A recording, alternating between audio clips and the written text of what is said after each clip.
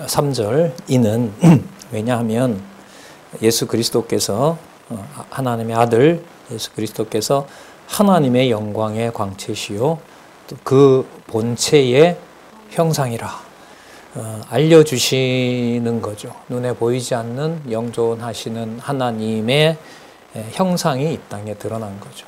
이 형상이 언제 나오냐면 아담을 만들 때 우리의 모양과 우리의 형상을 따라 바로 그겁니다. 그러면 이게 예수 그리스도에게만 해당되는 걸까요?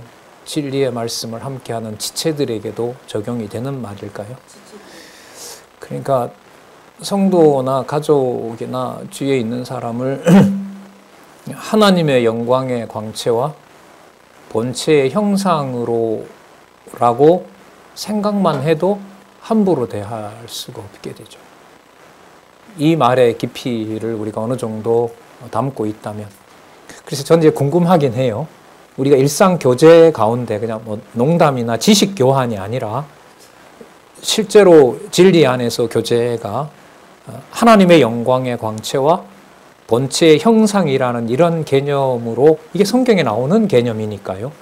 좀 더 쉬운 말로 번역될 수 있으면 좋겠어요.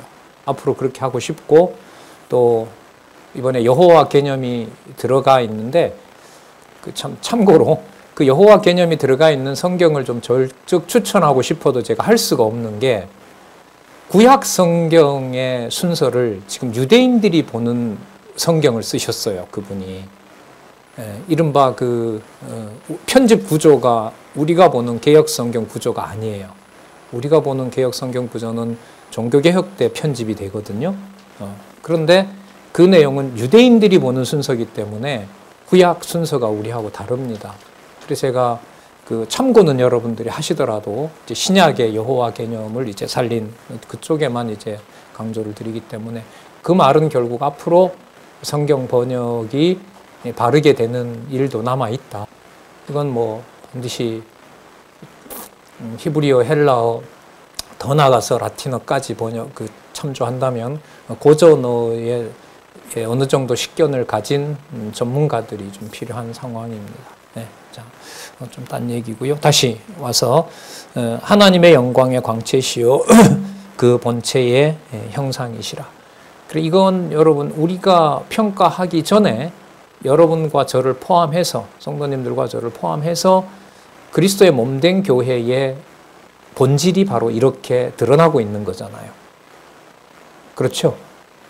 육의 몸을 가지고 이 땅에 살아가고 그리스도가 통치하고 그리스도가 하나님 아들의 영광의 광채이시고 또 본체의 형상으로 우리를 주관해 가시고 진리의 말씀으로 우리를 소통하게 한다면, 그리스도의 영광의 광채를 본다는 것은 성도들이 서로 진리의 말씀을 깨닫게 하는 상황에서, 코이노니아, 교제하는 상황에서 이 현상이 드러난다는 거죠. 이 본질이. 네. 자, 그 다음 그의 능력의 말씀으로 아까 모든 세계를 지으셨다고 했으므로 그 말씀으로 또한 만물을 어떻게도 하시냐면 붙드시기도 하세요. 그 주관자가 되시는 겁니다. 주관자가 되시는 거고요. 그 다음에 보시기 바랍니다. 자, 만물을 붙드시는데 아까 하나님의 아들이라고 했잖아요. 그럼 모든 만유가 다 하나님 아들 되는 건 아니잖아요. 뭐 때문에 그래요? 하나님의 아들은 하나님의 속성, 그리스도의 속성을 닮아야 되거든요. 근데 죄 아래 가두어 있잖아요. 죄 아래 가두어져 있고, 유대인들의 경우는 말씀은 사용하면서도 말씀은 자기 마음대로 사용하는 죄 가운데 있잖아요. 이 죄를 단순히 이제 아담 아래에 있었던 이런 죄로 여기서 보시지 말고요. 히브리서는 말씀을 받았으나 그 말씀을 누구 좋은 대로 쓰는 죄, 내 좋은 대로 쓰는 죄. 그게 유대주의잖아요. 그 유대주의에 그냥 두면은 아무리 많은 지식을 배워도 하나님의 사랑을 깨닫고 하나님의 자녀들의 서로 교제가 일어날 수가 없죠. 자, 그럼 이 죄의 권세로부터 벗어나서 받은 바 말씀을 그대로 진리 안에서 교제하는 일을 누구만 해주실 수 있느냐? 하나님의 영광의 광채시요 본체의 형상이신 대제사장 하나님의 아들만 하실 수 있죠. 그럼 이분이 뭘 해결해 주셔야 돼요? 이 세상에 있는 죄를 끝을 내주셔야 돼요. 자, 그래서 그 다음에 나오는 거예요. 만물을 붙드시는 것 가지고는 누구나 다 하나님 자녀 된다는 말이 돼요. 그러면 안 되잖아요. 그럼 죄가 없어져 버리거든요. 다 하나님 자녀 되면 거기에 무슨 정죄화가 있고 심판이 있어요. 그럼 그리스도의 왕권은 뭘 말하는 거예요? 이게 혼돈스러워지는 거죠. 그러면 여기에 이제 연결되는 게 바로 뭐냐면 죄를 뭐하게 하신다? 정결케 하신다는 거예요. 오직 여호와 하나님의 아들 그리스도의 능력으로만. 그래서 그 다음 전개되는 내용이 천사보다 우월한 예수에서 3장에 가면 모세보다 또 아론보다 이렇게 나오는 거예요. 그래서 대제사장, 하늘에 있는 대제사장만 해주실 수 있어요. 그래서 6장에 가면 하늘에 준비했던 대제사장 이름이 나와요. 누구예요? 멜기세덱. 좀 뭐라 그럴까, 이 지적인 흥분이 가시질 않는 개념인데, 야, 이게 어떻게 아브라함에게 연관이 되고 시편에 다윗이 멜기세덱을 예언했을까? 그게 지금 히브리서에 와서 마태, 마가, 누가, 요한 복음도 아닌 어디에 와서? 히브리서에 와서 그리스도의 통치가 이 땅에 이루어지는 재림 사건에 가까이 오면서 누구의 이름이 소개돼요? 예, 멜기세덱. 여러분, 멜기세덱은 대제사장인데 레위 지파가 아니에요. 유다 지파라고 그럽니다. 이것도 이제 다음에 설명드릴게요. 유다는 여러분 대제사장이 아니라 무슨 지파죠? 뭐가 되는 지파? 왕이잖아요. 그러니까 멜기세덱은 육으로 오지는 않았지만 멜기세덱의 대제사장의 권한은 왕권이에요. 그러니까 뭐와 뭐가 합쳐져 있어요? 왕권과 그 다음에 제사장. 그러니까 여러분 멜기세덱 했을 때 멜 앞에 멜 있잖아요. 멜렉이라는 게 여러분 왕을 말합니다. 히브리어로 왕을 말해요. 다음에 나오면 또 설명을 드릴게요. 그래서 요 순서로 보면 누구셨어요? 누가요? 만유의 후사이신 하나님의 아들이. 그리고 그 만물을 붙드셨어요. 창조부터 심판까지 다 주관하셔야 돼요. 그 다음에 자기 백성 하나님의 아들에 대해서는 무엇을 해결해 주셔야 돼요? 죄를 정결케 하셔야 돼요. 자, 그 다음 계속 논리적으로 이어져요.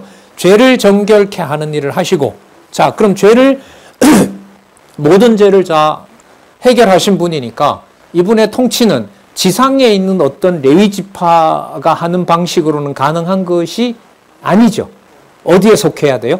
하늘에 속해요. 그게 그 다음에 나와요. 어느 곳에 계신? 높은 곳에 계신 위엄의 우편에 앉으셨느니라. 과거형이죠. 다 완성하신 거예요.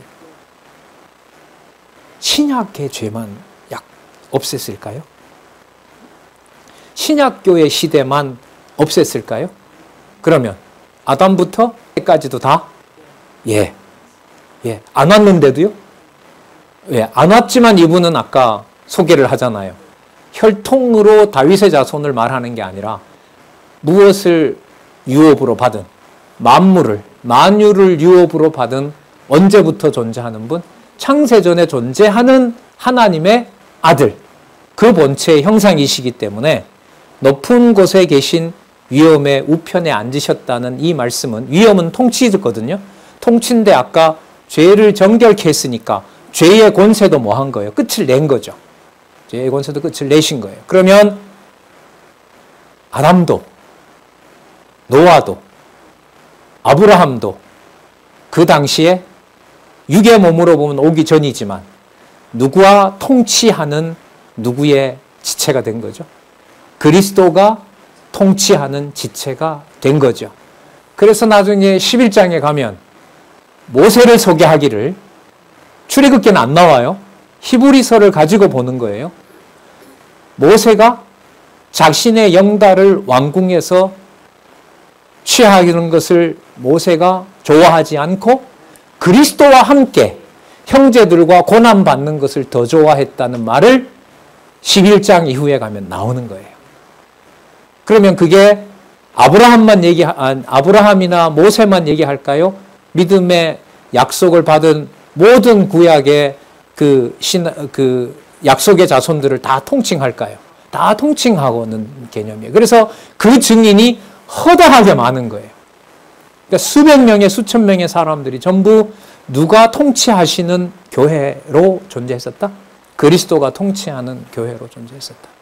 여러분, 이걸 유대인의 상식과 생각으로 받아들일 수가 없죠. 우리도 2000년 동안 이렇게 이루어지는데도 감이 없는데 정보 속에 모든 게 모세의 율법과 선지자들의 글로 자신들이 실천해야 되는 걸로 알고 있는 유대인들에게는 더더욱 이 말씀은 깨달을 수가 없는 거죠.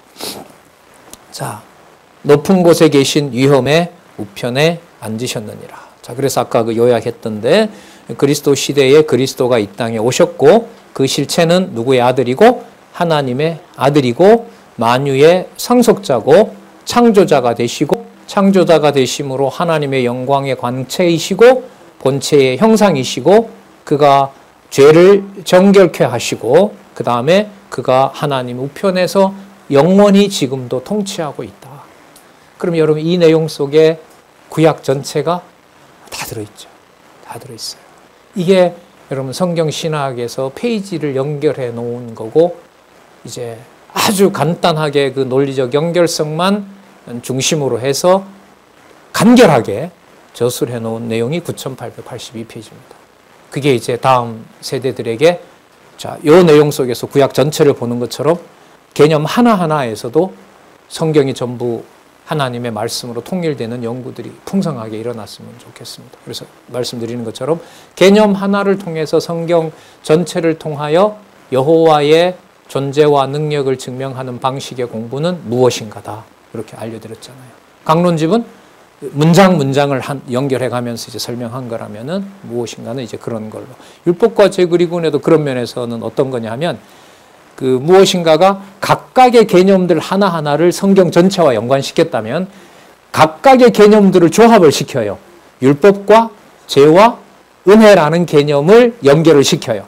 그러니까 개념을 연결시켜서 성경 전체로 확대하면서 여호와 하나님의 존재와 사역과 능력을 증명하는 거죠. 그 공부 방법이 거기에 이제 다 있는 거예요. 그러면 기록한 말씀을 단단하게 그 말씀을 양식처럼 먹고 그게 논리적으로 내용상 하나님의 말씀이 어떤 것인지가 신앙생활의 근본이 되는 삶과 또 그러한 진리의 공부가 바탕이 됐을 때 요즘 이제 강조하는 기독교 모든 먼지 하나라도 머리카락 하나라도 여호와를 볼 수 있는 기독교 뭐죠? 월드뷰. 기독교 세계관. 기독교 세계관이 가능한 거죠. 어제 그저께 우리 장로님 말씀에 의하면 인간의 세포가 200조라는데 그 200조 하나하나가 누구의 영광을 찬양하는 하나님의 영광을 찬양하는 그런 전문 분야의 일까지 다음 세대들이 뭐 과학이면 과학, 인문학이면 인문학, 뭐 성경이면 성경, 또 성경 개념이면 개념 이런 데서 할 수 있었으면 참 좋겠습니다. 자, 그다음 보겠습니다. 그렇다면 이 만유의 후사가 된 분이 있는데 천사를 숭배한다는 게 어리석은 거죠. 이건 우상 숭배가 되는 거예요. 자, 보겠습니다. 1장 4절에서부터 5절. 아들이라는 이름이 탁월한 이유, 및 탁월한 근거에 대해서 밝혀줍니다. 자, 말씀을 중심으로 저가 누구보다 천사보다 얼마나 뛰어난지는 이런 말입니다. 얼마나 뛰어난지는 천사들보다 더욱 아름다운 이름을 기업으로 얻으셨기 때문에 그렇습니다. 아름다운 이름이 누구의 아들로서? 그렇죠. 하나님의 아들로서. 하나님의 아들로서. 자, 그래서 성경 시편 2장 7절, 시편 2편 7절, 사무엘하 7장 14절을 연결시킵니다. 자, 하나님께서는 어느 때에 언제 이런 말입니다. 천사 중 누구에게 너가 내 아들이라 오늘날 내가 너를 낳았다라고 한 적이 있느냐 이 말이에요. 하나님의 아들은 유일하게 하나님의 영광의 광채와 본체의 형상, 하나님의 영광의 광채, 하나님의 본체의 형상, 그것은 오직 아들 낳으신 그리스도밖에 없다는 거예요. 여러분, 낳는다라는 개념이 자손 땅 통치 언약과 관련해서 보면 매우 중요한 개념이죠. 창세기 1장 28절에 생육하고 번성하라, 땅을 정복하라, 땅을 충만하라, 다스리라고 했을 때 자손 언약 내용이 거기에 들어가 있잖아요. 그래서 누구를 낳는다라는 말은 이 내용이 어디로 가냐 하면 창세기 1장으로 가는 거죠. 그럼 창세기 1장으로 간다는 말은 누구의 언약이 시작하는 곳? 여호와의 언약이 시작하는 겁니다. 그럼 여러분 이게 현실로서 오게 되면 현재 일어나는 진리의 말씀으로 교제하는 그리스도의 교회는 언제 사건들이 의미로 담겨 있는 거죠. 창세기 사건이 여기에서 이루어지는 거예요. 이걸 성경에 근거를 두지 않고 설명할 수는 없잖아요. 그죠? 그리고 그게 단지 막연한 전제로만 머물게 하시면은 그냥 공허해지는 거고요. 생명의 양식으로 서로 교제하게 되면 그 자리에서 성도를 통해서 하나님 아들의 영광의 광채를 서로 깨닫게 되는 거고요. 본체의 형상을 보게 되는 엄청난 일들이 벌어지는 겁니다. 자, 그 다음 또 다시 나는 그에게 아버지가 되고 그는 내게 아들이 되리라 하셨느뇨. 여러분 짧게 인용하는데요. 이게 사무엘하 7장 14절이거든요. 이 사무엘하 7장 14절은 유명한 구절이 나오는 부분이에요. 거기에 뭐예요? 내 집과 내 나라가 뭐하라? 영원하리라. 그러니까 다윗이 제가 성전 짓겠습니다 이러잖아요. 안 돼. 넌 지을 수가 없어. 너 아들을 통해서 내가 내 이름을 영원히 두려고 해. 자, 그 맥락에 있고 그 부분에 있는 말씀인데 이게 나는 그에게 아버지가 되고 또 그는 내게 아들이 되리라. 여러분 이게요. 구약의 본문으로 보면 이거 누구 얘기예요? 다윗 얘기가 아니에요. 다윗에게 말하는 솔로몬 얘기예요. 솔로몬 얘기죠. 그러니까 내 집과 내 나라가 솔로몬에게 이어져서 영원하다고 보거든요. 여러분 이 해석을 유대인들이 잘 할 거 아니에요. 이 해석을 가지고 와서 이걸 예수와 연관시키는데 동의할까요? 일반적 상식으로? 안 돼요. 될 수가 없어요. 그래서 여러분 구약의 어떤 한 구절과 이런 걸 보고 막 갖다 인위적으로 연결하는 사람들, 신학자들도 많습니다. 나름대로 그 알레고리 해석이라고 그래요. 그리고 그걸 연결시킨 이유는 뭐 하려고? 현실의 내 삶을 성경하고 인위적으로 연결시키려고. 이른바 적용을 하려고. 근데 이런 어떻게 보면 위험성이 진리의 말씀을 통해서 여호와 계시, 여호와가 살아 계시고 주 예수 그리스도가 통치하는 교회에 초점을 맞추지 않게 되면 그럴듯하게는 보여요. 왜? 두 가지 다 뭐가 붙은 거니까. 구약에 있는 구절 하나 하고 신약에 있는 구절이니까 붙여요. 그러면 어디에 근거를 두고 말씀을 전하는 것처럼 보일까요? 그렇죠. 그런데 그게 주 예수 그리스도의 속성을 온전히 전하고 있느냐? 그리고 더 나아가서 여호와 하나님의 존재와 사역과 능력으로 결론이 나느냐? 그리고 다른 성경의 본문과 상충이 안 되느냐? 이걸 파악하지 못한다면은 여기 구절 떼서 현재 우리에게 이렇게 하셨으므로 이렇게 하면 우리가 됩니다라는 설교를 했어요. 그러면 뭐처럼 보여요? 어디에 중심을 둔 설교처럼 보여요? 그렇죠. 이걸 성도들이 성경을 모르면 구분할 능력이 100% 없습니다. 이거는 100% 없어요. 다른 예나 이런 것들은 그런 면에서 여러분 단지 말씀 몇 가지 혹은 뭐 우리가 좀 이렇게 쉽게 사용했던 언약과 성취 그런 개념만으로는 이 세상을 세포 하나까지 하나님이 주관해 가신다는 것을 알 수는 없다고 봐요. 그러니까 말씀 하나하나에 그러니까 1.1획도 떨어지지 않겠다고 하셨으니까 그 개념 하나하나를 하나님 중심으로 이해를 한 상태에서 세상 모든 돌아가는 선과 비극과 행복 이런 모든 문제를 하나님이 주관하시는 것으로 안내해 주도록 저는 1페이지부터 9882페이지로 안내를 하셨다고 보는 겁니다. 자, 그럼 좀 더 볼게요. 더욱 아름다운 이름을 기업으로 얻으심이니이다. 자, 했죠? 마지막 사무엘하 7장 14절 본문으로 보면 이거 솔로몬 얘기예요. 그러면 솔로몬이든 이 얘기를 들었던 다윗이든 이 말씀을 주시는 하나님이든 결과적으로는 누구에 대한 언약을 하고 해주신 거냐면 아들에 대한 그리스도에 대한 해석으로 연관이 되는 거죠.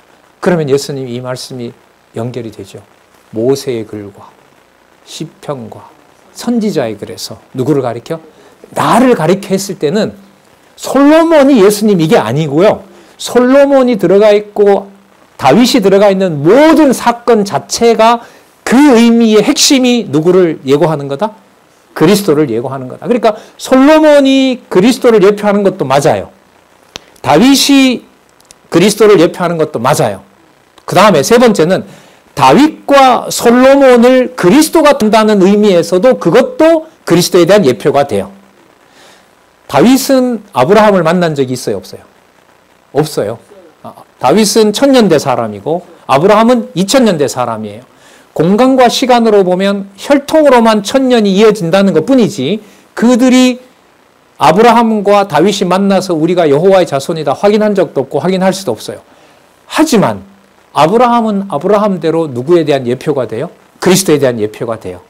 다윗은 다윗대로. 하지만 아브라함의 기록이 나오는 창세기 12장부터 다윗의 기록이 나오는 사무엘하까지 그 모든 허다한 증인들이 모두 모아진다 해도 누구에 대한 예표고 누구에 대한 약속이 된다?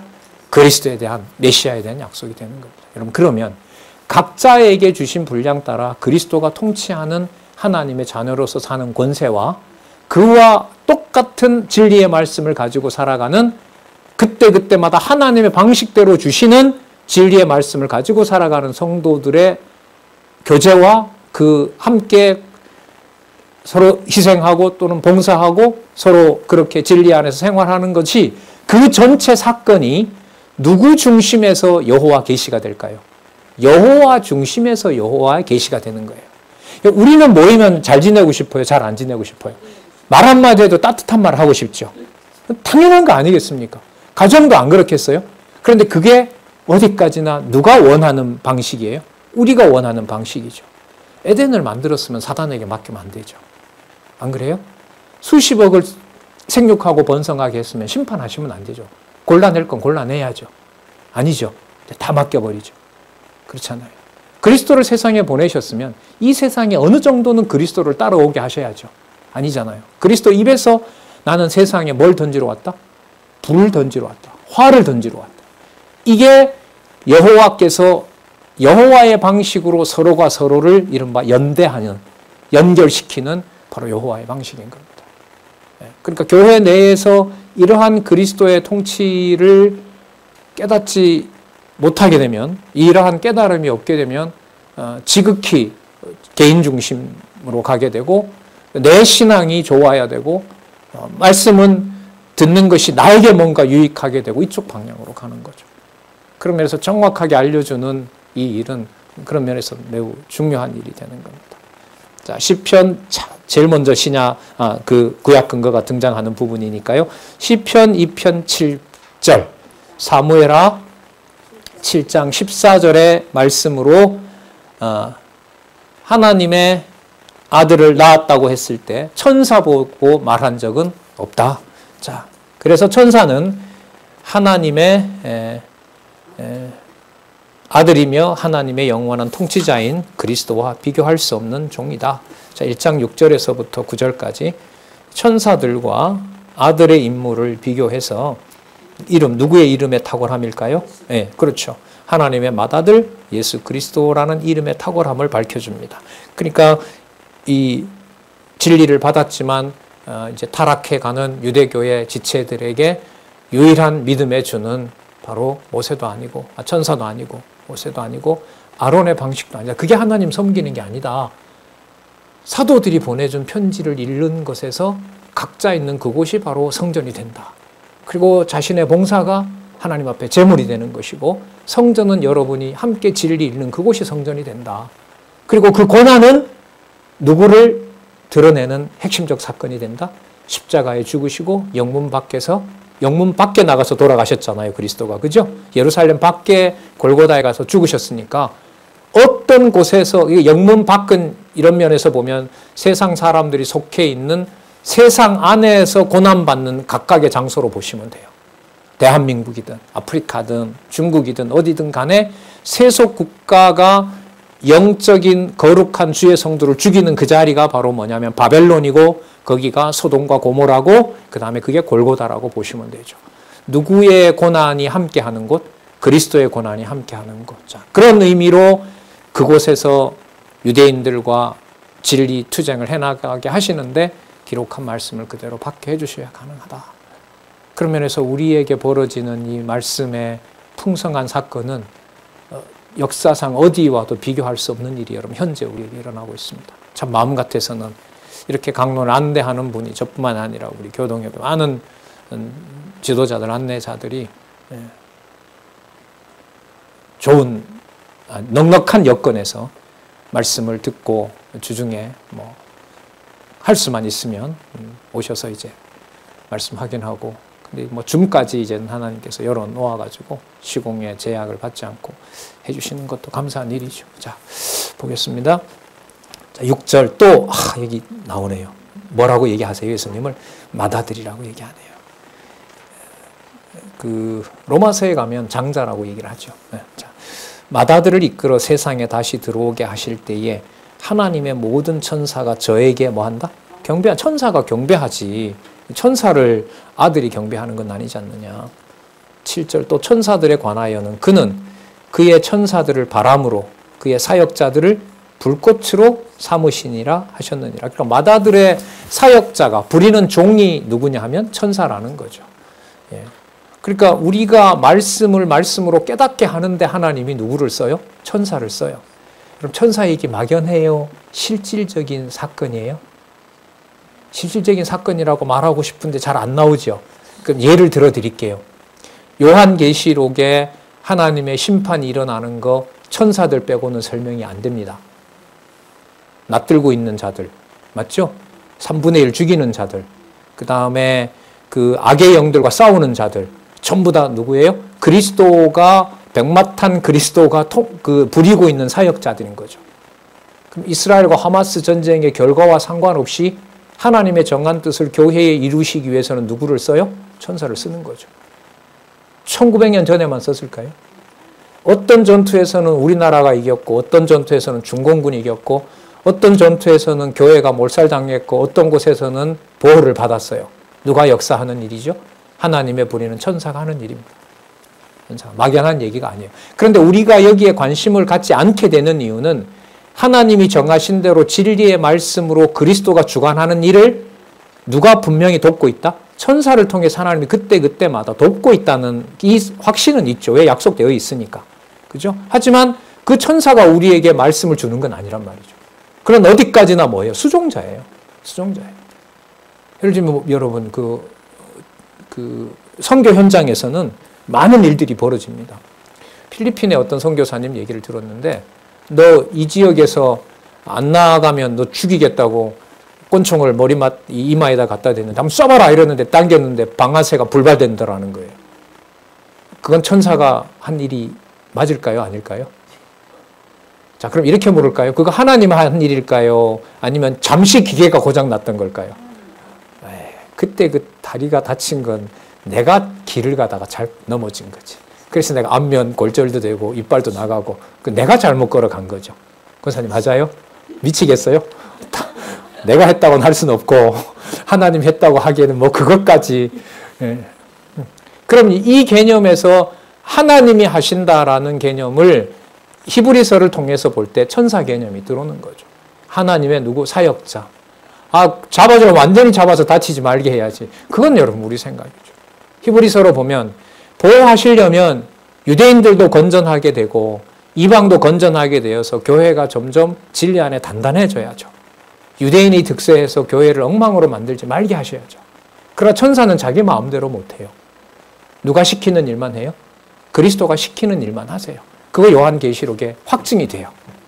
그래서 히브리서에 천사가 사역자들이라는 이 말은 요한계시록에 가서 어떤 사역을 하는지 보면 거기 답이 다 있어요. 그리고 어디까지나 천사는 사역자입니다.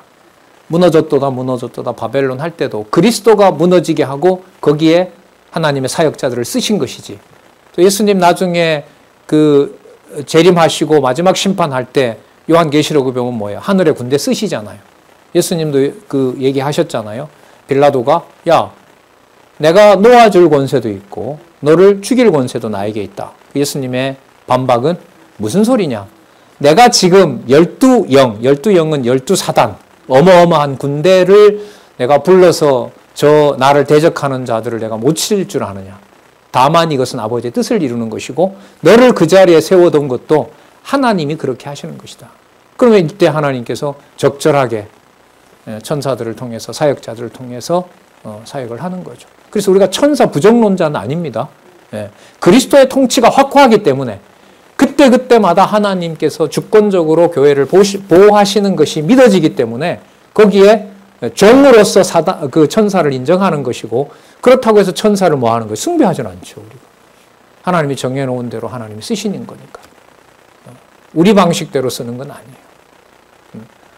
예수님 말씀하신 대로 그냥 12영 불러서 우리가 위험에 처할 때마다 하나님의 택한 백성만 막 이렇게 보호해주면 얼마나 좋겠어요. 그렇게 하시려면은 전제가 있어야 돼요. 예수님이 십자가에 돌아가시기 직전에 대적을 다 쳤으면 돼요. 그러나 대제사장직을 완수해야만 아까 죄의 뭡니까? 죄의 정죄로부터 벗어나게 하잖아요.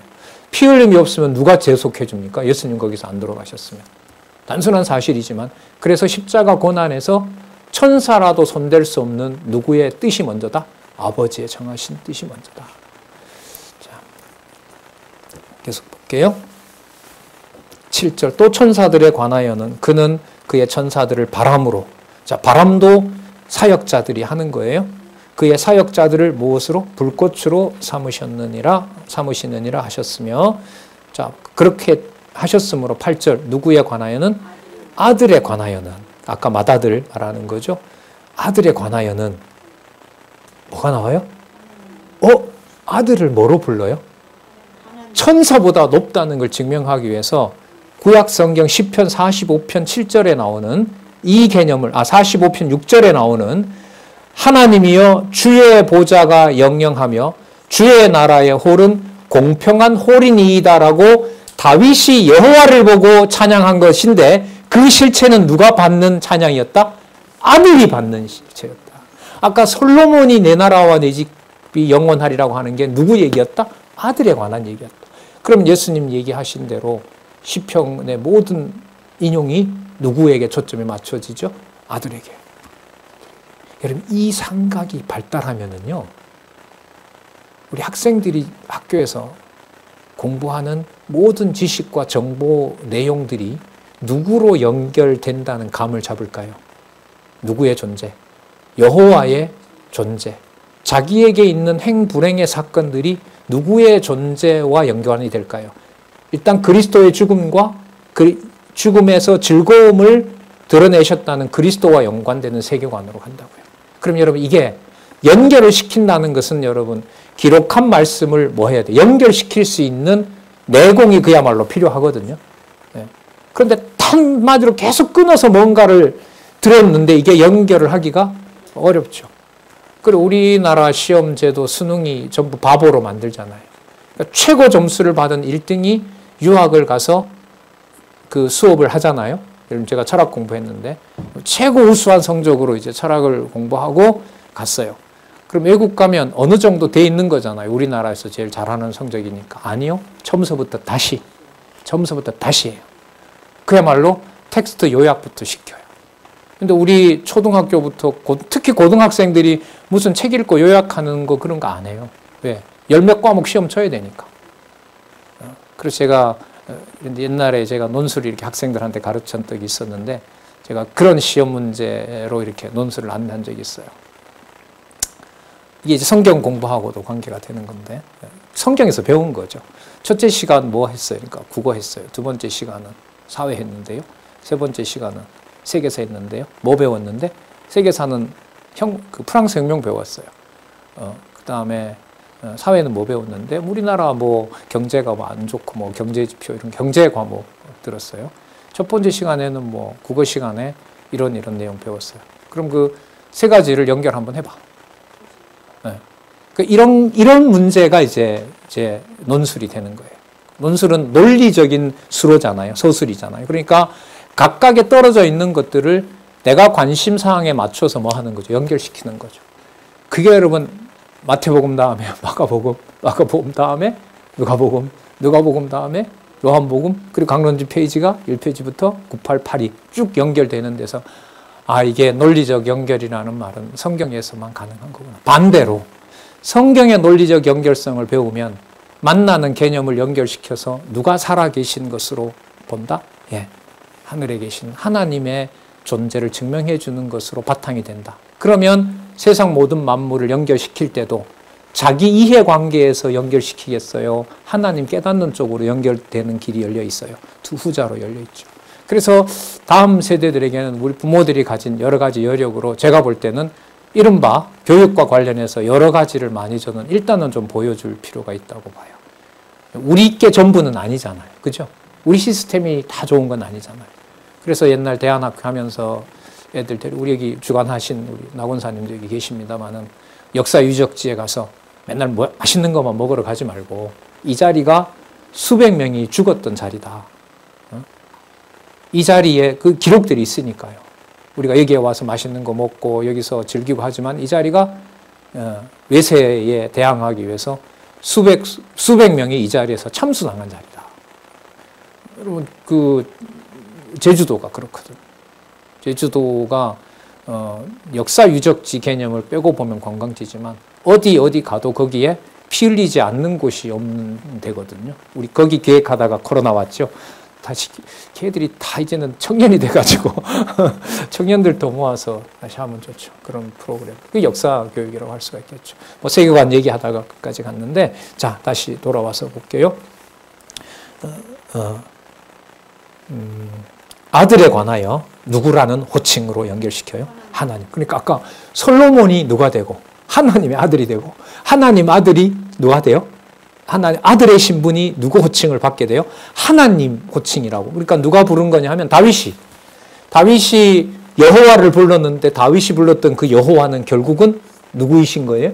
그리스도로 이 땅에 오신 분이라는 겁니다. 그런데 천사를 숭배한다? 말이 되지 않는다. 네. 자, 9절. 내가 의를 사랑하고 불법을 미워하였으니 이때 의는 하나님 아들을 말하는 거죠. 그런데 문맥으로 보면 여러분 이게 누구냐 하면 다윗을 말해요. 다윗과 언약 자손들을 말합니다.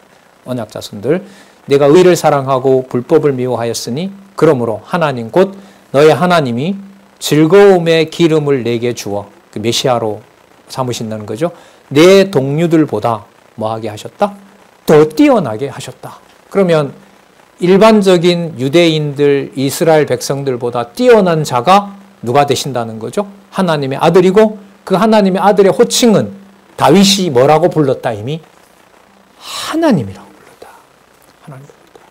그러니까 이 땅에 오신 바로 육의 몸을 입으신 그분의 본질은 바로 하나님이신 거죠. 그럼 그 하나님의 통치가 맏아들이시니까 또 맏아들 개념을 넣으면 나머지 모든 지체들은 뭐가 되죠? 아들이 되는 거죠. 형제들이 되는 것이고, 자, 그 형제들의 수종자가 누구냐 하면 천사다. 천사다. 그 다음, 자, 그래서 이렇게 연결할게요. 그래서 예수 그리스도는 만물의 주인이시고 그분은 하나님 아들 되신다는 거요. 그냥 여러분 시편 내용으로 다 덮어버렸어요. 그러면 여기서 이제 시편의 방향을 딱 확인하죠. 아, 시편 1편부터 마지막 150편까지 거기에 나타난 주 여호와의 호칭은 전부 누구에 관한 호칭이다? 이 땅에 오실 맏아들 하나님의 아들에 대한 호칭이다. 그러면 창조부터 2000년 전에 육의 몸으로 오기 전까지도 그 통치는 아브라함이 주체가 되는 것이 아니라 맏아들 그리스도 하나님이 통치자가 되셔서 당신이 올 길을 아담을 통해서 준비했고 아브라함을 통해서 준비했고 마지막 말라기까지 준비하면서 계속해서 내가 간다는 약속을 무엇으로? 기록으로. 그 기록을 받고 구약까지 말라기까지 기록한 기록을 받아서 내가 준비해야 된다고 보면 그게 유대주의가 돼요. 그 받은 바 말씀의 주관자가 하나님의 맏아들 예수 그리스도라는 것으로 믿어지게 되면 그거는 창세기부터 말라기까지를 누구의 말씀으로 받는 거죠? 그리스도의 영원한 생명의 말씀으로 받는 거죠. 자, 그러면 아까 그건 다윗에게 얘기한 거야 라고 끝나는 게 아니라 바로 다윗이 그리스도를 찬양한 내용이야 라고 보면 바른 해석이 되는 거죠. 그 해석 방식을 1장 10절에서부터 14절까지 안내하고 있습니다. 볼게요. 또 주여 태초에 주께서 땅의 기초를 두셨으며 하늘도 주의 손으로 지으신 바라. 이거 시편 102편이거든요. 다윗의 노래예요. 다윗이 노래할 때는 문법적으로 보면 누구를 찬양한 거겠어요? 창조주 하나님이겠죠. 조상들이 믿었던 여호와겠죠. 그런데 이 본문에서는 여기서 주여 태초에 주께서 땅의 기초를 두셨으며 하늘도 주의 손으로 지었다고 했을 때 여기 주는 전부 누구를 말할까요? 그리스도를 말합니다. 그러면 누구 이름과 누구 이름이 분리가 되지 않아요? 하나님 여호와와 예수 그리스도가 분리가 되지 않아요. 그래서 히브리서에 앞으로 만약에 7장에 가면 2장에 처음 나오거든요. 2장 13절에 여호와라는 개념이 나올 때는 하나님 아버지 하나님과 그리스도가 연결되는 말로서 뭐가 사용된다? 여호와가 사용이 된다. 이렇게 보시면 돼요. 그러면 성경신학에서 주장하는 성경은 누구 계시이다? 여호와의 존재와 사역과 속성의 계시다. 그래서 여호와 계시다. 이렇게 되는 겁니다. 자, 그다음 11절. 그것들은 멸망할 것이나 오직 주는 뭐 한다? 영존할 것이라. 그래서 우리가 삼위 하나님 이런 말 보다가 영존하시는 하나님. 자, 그럼 우리 여기서 정리 하나 하죠. 영존하신이라고 할 때는 아버지만 말해요? 아들만 말해요? 아버지와 아들을 다 호칭해요? 다 호칭하죠. 그럼 영존 속에는 이른바 삼위일체 하나님이라는 개념이 담겨 있는 거죠. 좀 신학자들을 만나거나 신학에 관심 있는 사람들이 얘기할 때 영존이라는 말은 성경에 나온다. 근데 삼위일체라는 말은 나오지 않지 않느냐. 그런데 성경의 영존 속에 보면 뭐가 다 담겨 있다? 아버지와 아들과 보내는 성령이 다 담겨 있기 때문에 성경의 용어로 보면 영존하시는 하나님 개념이 맞다고 생각한다. 성경신학의 책에 나와 이렇게 하시지 말고 영존하시는 개념은 성경의 바탕을 둔 개념이다. 그렇게 안내를 해주시면 좋겠습니다. 자, 오직 주는 영존할 것이요 그것들은 다 옷과 같이 낡아지리니. 자, 이 말은 여러분 유대주의자들이 보는 구약 성경도 문자로서는 다 뭐한다? 다 변한다. 다 변하는 것이다. 지금 그거 말하는 거거든요. 의복처럼 갈아입을 것이요 그것들이 옷과 같이 변할 것이나 누구는? 주는 자, 여전하여 연대가 다함이 없으리라 하였으나. 자, 102편 27절. 어느 때에 그렇게 이 그리스도에 대해서 얘기했지. 언제 이런 호칭을 천사에게 부여한 적이 있느냐. 13절. 어느 때에 언제 천사 중 누구에게 내가 내 원수로 발등상 되게 하기까지 내 우편에 있어라. 너 내 우편에 있다가 내가 그걸 천사에게 말한 적이 있느냐. 그러니까 이게 이게 아주 강하다기보다 천사 숭배가 어이없는, 말도 되지 않는 우상 숭배다라는 걸 질타하는 내용일 수가 있겠죠. 이런 근거는. 근데 여기서 유대인들은 제기하겠죠. 그거 본문에 보면 다윗이 하나님 보고 한 소리야. 그런데 그 하나님이 아까 시작할 때 어떻게 나왔어요? 내가 낳았다 하지 않았느냐. 그가 이 땅에 오실 다윗의 후손으로 왔지만 그는 이미 다윗보다 먼저 있었던 누구의 이름으로 온 하나님이다? 아버지의 이름으로, 여호와의 이름으로 온 하나님이다. 네. 14절. 모든 천사들은 규정이 나옵니다. 따라서 이렇게 되겠죠. 따라서 모든 천사들은 뭐에 불과하다? 부리는 영이다. 부리는 사자들이다. 영으로서 구원 얻을 후사들을 위하여. 아까 예수님이 맏아들 되셨다고 했으니까 그 다음에 모든 아들들, 성을 초월한 하나님의 모든 아들들이 구원 얻을 후사들이고요. 그 구원 얻을 후사들을 위하여 섬기라고 보낸 것이 아니냐. 이때 섬기는 것, 이게 디아코니아죠. 그 종으로서 봉사하는 것이, 그리스도의 몸된 교회를 위해서 봉사하는 자들이 바로 천사들이다. 그래서 천사에 대한 규정을 확실하게 하고 있습니다. 여러분, 이거는요,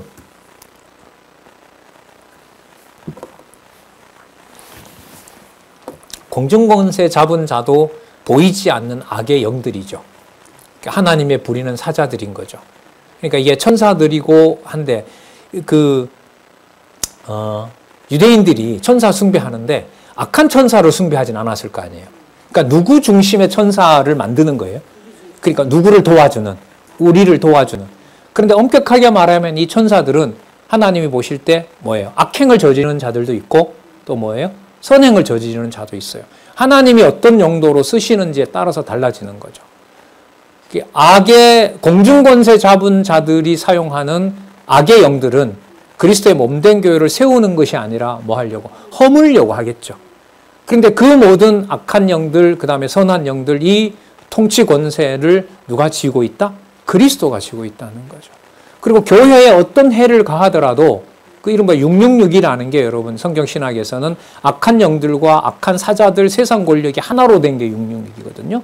자, 그러니까 악한 영들, 악한 사자들, 그 다음에 악의 권세들, 그리고 이 세상에는 악한 권력들, 교회를 비판하는 그 권력들이 하나님이 부리는 사자, 악한 사자들에 의해서 하나님이 통치하신다는 겁니다. 그러면 그렇게 되어야 이 세상을 선과 인간의 중심으로 선과 악을 보는 이원론이 극복이 되는 겁니다. 그러니까 보이지 않는 영적인 세계도 인간의 영혼과 관련해서, 그럼 그 영의 분별이라는 것은 결국은 기록한 말씀을 정확하게 이해하고 따라갔을 때만 가능한 거죠. 그래서 여러분 뭐 악령 숭배 이런 말 많이 들어봤죠, 그죠? 이게 기독교에 대한 이러한 것들이 바르게 정립이 되지 않으니까 막 그런 어떤 세상에 악의 영들에 의해서 이제 농락당하는 거죠. 자, 말씀에 살았고 운동력이 있는 능력만이 이걸 구할 수가 있다고 봅니다. 자, 그러므로 천사를 통해서 예수 그리스도가 부리는 영으로 알고 천사 숭배는 절대로 하면 안 된다. 그게 이제 여러분 그 다음에 나오거든요. 자, 2장 우월함에 대한 결과. 우월함에 그리스도께서 맏아들로서 하나님의 영광의 광채시요 본체의 형상이시고 거기에 우리는 아들들이고 지체들이고 함께하기 때문에 바로 천사들을 숭배해서는 안 된다. 그게 결과로 나오겠죠. 그럼 2장 1절에서부터 4절 들은 구원에 대해 조심할 것과 그 증언들에 관해서 밝히 알려줍니다. 그 증언은 바로 예수 그리스도를 증거하는 내용을 말하겠죠. 앞에 나왔으니까. 자, 그러므로 모든 들은 것을 우리가 더욱 간절히 삼가할지니 혹 흘러 떠내려갈까 염려하노라. 2절 천사들로 하신 말씀이 견고하게 되어 모든 범죄함과 순종치 아니함이 공변된 공정한 보응을 받았거든 우리가 이같이 큰 구원을 등한히 여기면 어찌 피하리요. 이 구원은 처음에 주, 이때 아들입니다. 앞에 얘기했던 주로 말씀하신 바요 들은 자들이 우리에게 확증한 바니 사도들을 통해서 전해준 말씀입니다. 그걸 따라가지 않으면 천사 숭배해야 돼요. 유대인들처럼.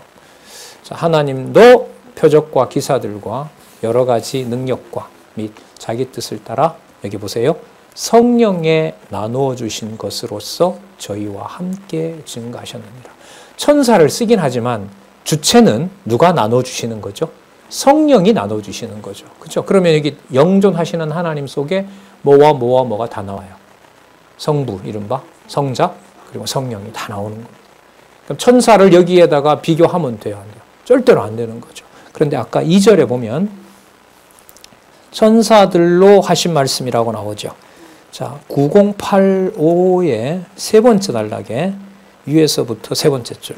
여기 천사들로 하신 말씀은 일찍이 여호와 하나님께서 모세에게 시내산에서 명하신 율법의 말씀을 가리킨다.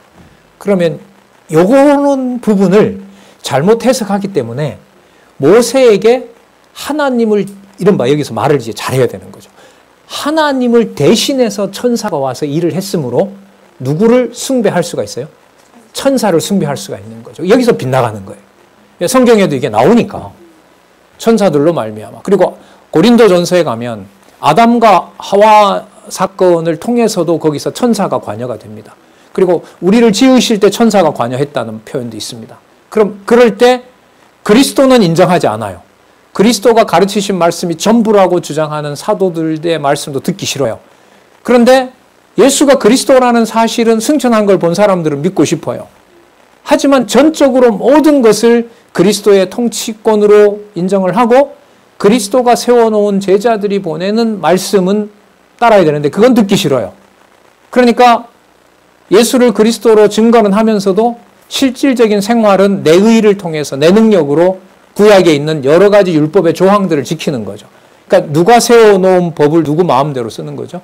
하나님이 그리스도를 소개한 글을 누가 이제 그리스도가 아닌 실천자가 된다. 내가 된다라고 쓰게 되면 이게 바로 유대주의가 되는 겁니다.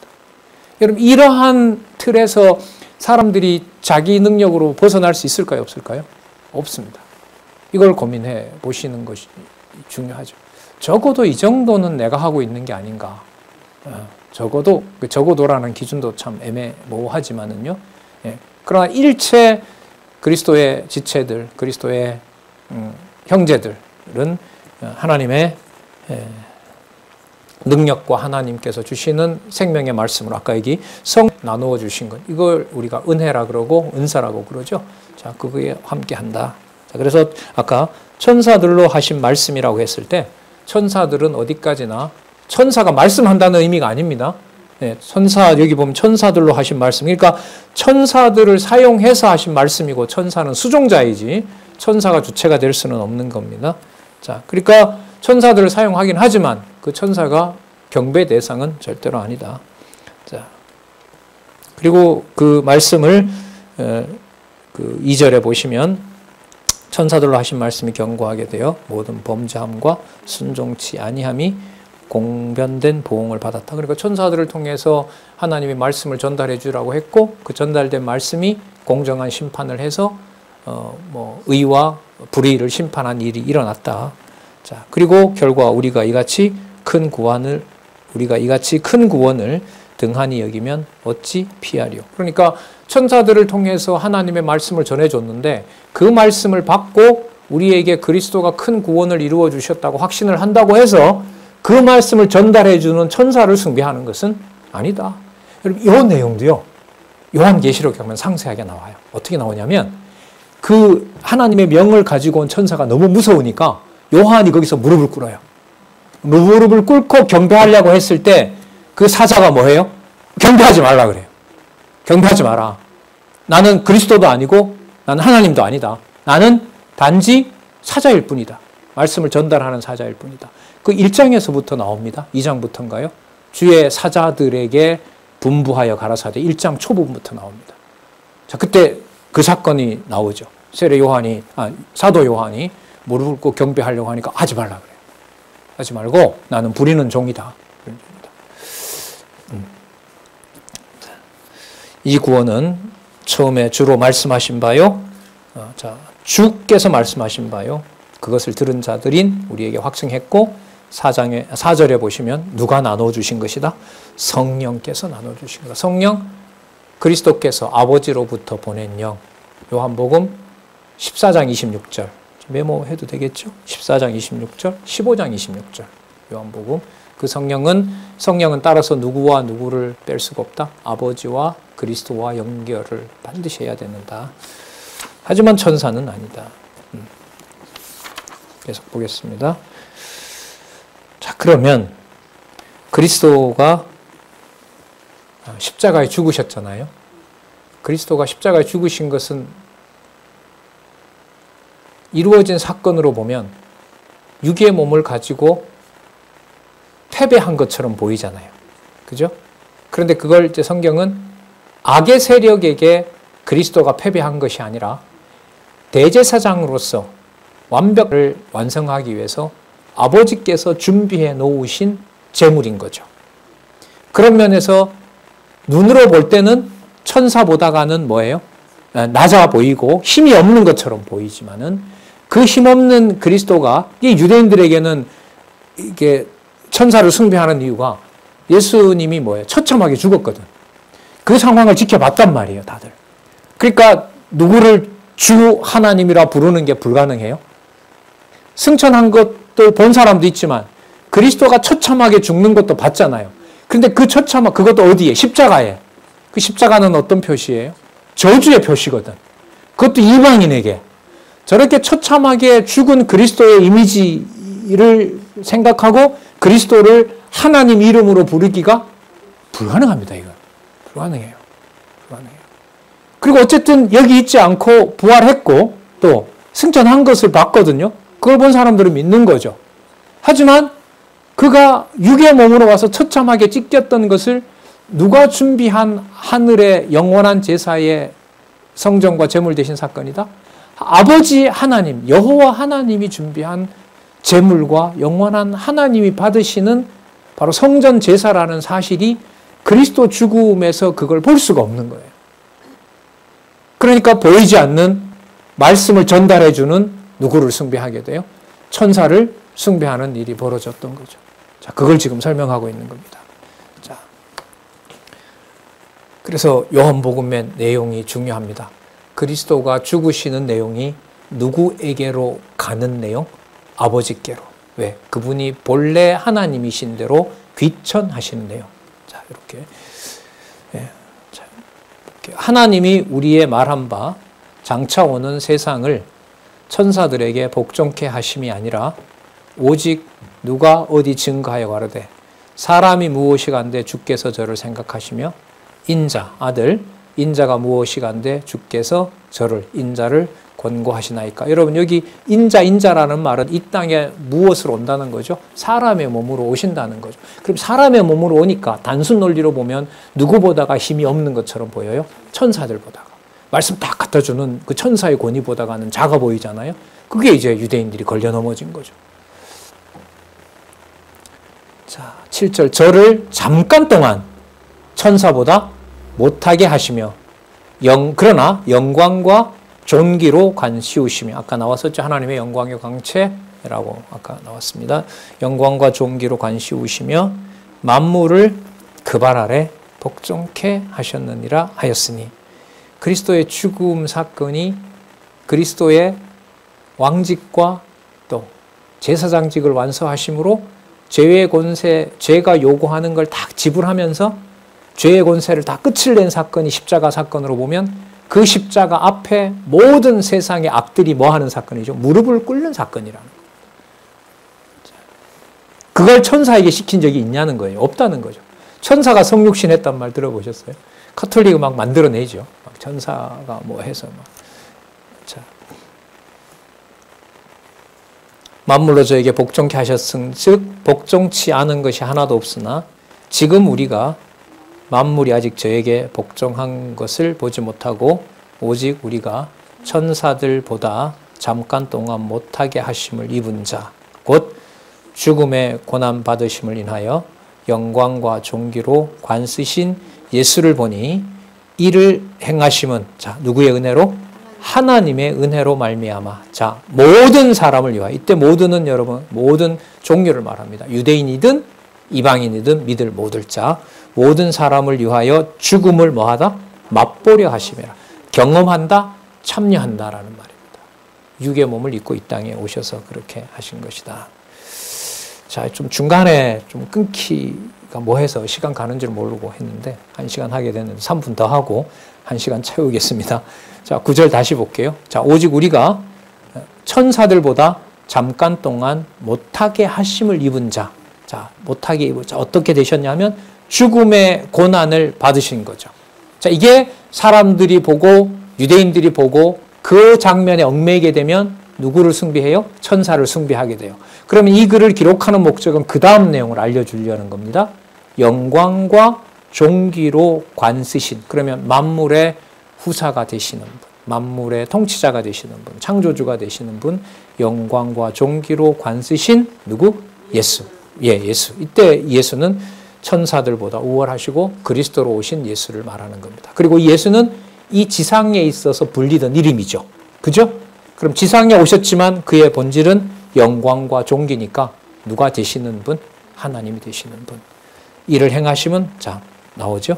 천사 숭배를 했기 때문에 구원받는 게 아니라 전적으로 하나님의 은혜로 말미암아 모든 사람을 위하여 죽음을 맛보려 하십니다. 죽음의 권세가 어떤 것인지를 온몸에 받아내시고, 자, 왕직으로 보면 악의 권세를 그 죽으시는 몸으로 섬멸하시는 거고, 그 다음에 대제사장의 권한으로 보면 택한 백성들을 위해서 당신의 모든 대속 제물이 되어주는 사역이 되는 것이고, 자, 그렇게 보시면 됩니다.